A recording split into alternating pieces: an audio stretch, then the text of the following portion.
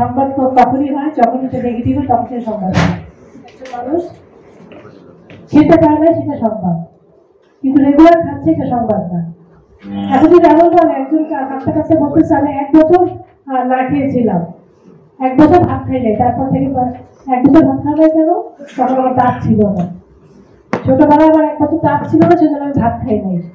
তো আপনার সংবাদ যদি এরকম হয় যে কেন খাচ্ছে না, সেই না খাওয়ার পেছনে যে কারণটা, সেটা যদি সুষ্ঠুভাবে উপস্থাপন না হয়, আজকাল কি হচ্ছে, আজকাল কি সংবাদ হচ্ছে, আপনারা নিজেদের মানে আপনারা তো প্রত্যেকে দায়িত্বশীল সাংবাদিকতা করছেন। গতকাল ছোট্ট একটা ঘটনা, আমাদের ভূমিকম্পের যে ঘটনাটা, ভূমিকম্পের যে হয়ে গেল, তারপরে ফেসবুকে কি ধরনের ঘটনা ছবিগুলো আসতেছে, মানে প্রত্যেকটা ছবি দেখে আমরা আতঙ্কিত হচ্ছি। কিন্তু তারপরে যখন কমেন্টস লাইনে যাচ্ছে, তখন কেউ না কেউ লিখছে আরে ভাই সেই নেপালের ছবি কেন দিচ্ছেন। সাজেকের একটা দুর্ঘটনা ঘটে গেছে। তো সাজেকের দুর্ঘটনায় সাজেকের মানে যে দুর্ঘটনা, যে সত্যি ঘটনা, তার চাইতে প্রোপাগান্ডা আরো বেশি হয়ে গেছে।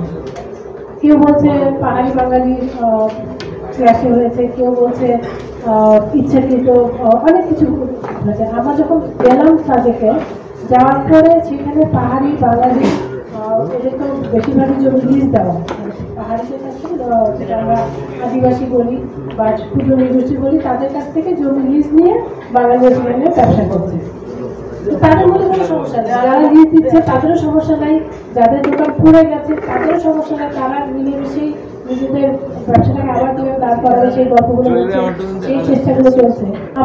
আমরা যারা নাগরিক, আমরা কিন্তু সুষ্ঠু সংবাদটা জানতে চাই, এবং এই দায়িত্বটা আপনারা নিজের কাঁধে নিয়েছেন যে আমি আপনাকে সুষ্ঠু সংবাদটা জানাবো, সত্য সংবাদটা জানাবো।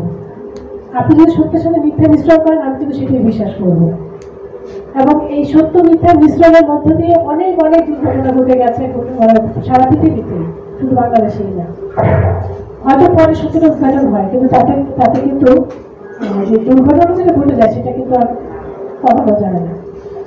আর আপনারা যারা পর্যটন দিয়ে যারা সাংবাদিকতা করেন, তাদেরকে তো অবশ্যই পজিটিভ হতে হবে। একটা স্পটের বর্ণনা আপনারা দিবেন, একটা স্পটের সৌন্দর্য আপনারা প্রকাশ করবেন, সেখানে দর্শকরা কিভাবে, ভিজিটররা কিভাবে যাবে, টুরিস্টরা কিভাবে যাবে, সেটা বলবেন। হ্যাঁ, নেগেটিভটা বলবেন, সেটা হচ্ছে তার পরামর্শ। এইখানে রাস্তার কানেক্টিভিটিটা হলে, এই রাস্তাটা একবার রাস্তা মানে ঠিক হলে পর্যটন আরো বেশি আসবে, এটা নিউজ হতে পারে। কিন্তু আমরা সারা বছর কি মানে পর্যটন নিয়ে কয়টা নিউজ দেখি, শুধু এই লম্বা একটা ছুটি করলে কক্সবাজার, সিলেট হলো শ্রীমঙ্গল, এই যে কিছু দর্শক মানে এত এত এত পর্যটন আসছে, এত এত পর্যটকের থাকার জায়গা নাই, এই ধরনের সংবাদগুলো হচ্ছে। কিন্তু সত্যি অর্থে যেটা আমরা যে পর্যটনটাকে প্রমোশন করার মতো সংবাদ কয়টা হচ্ছে।